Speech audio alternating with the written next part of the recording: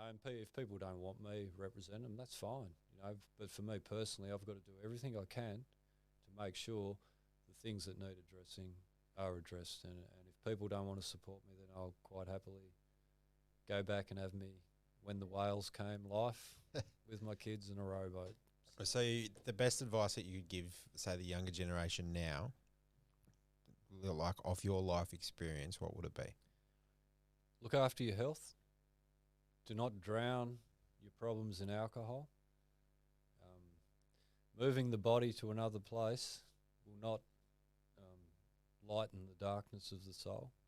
Everything that you need can be done right here. Be patient, eat well, stay active,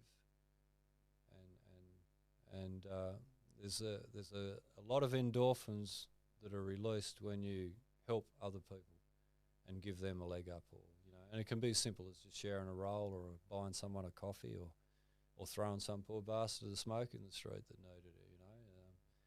Just be a decent person, you know, and do unto others, you know. Like it's that's a classic, you know. And be patient. But I think be patient's a good one. Yep.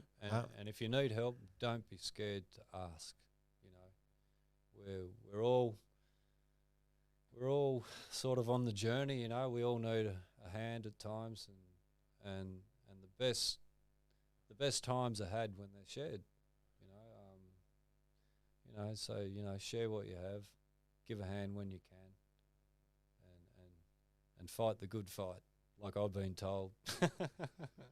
So what would be your best piece of advice that you've ever gotten in your life, do you think?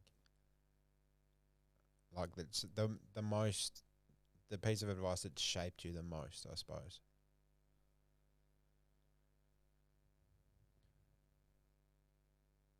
Oh, It's a tricky one. well, it is.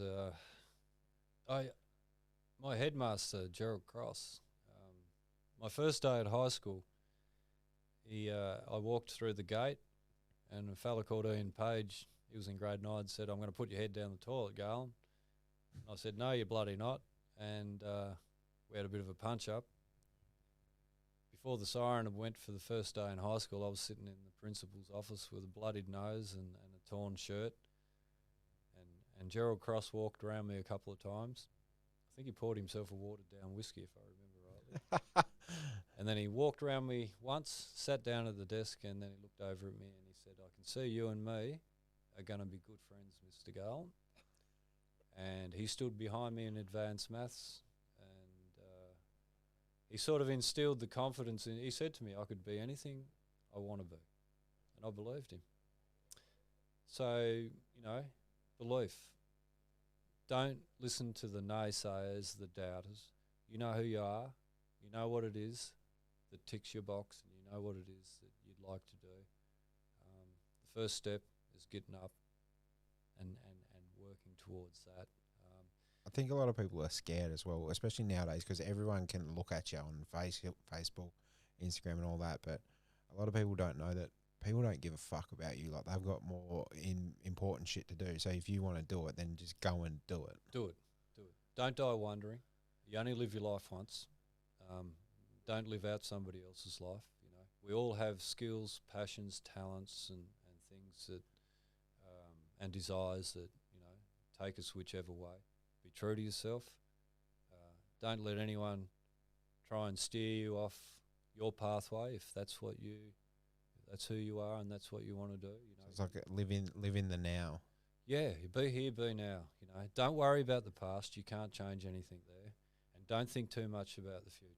The future will take care of itself.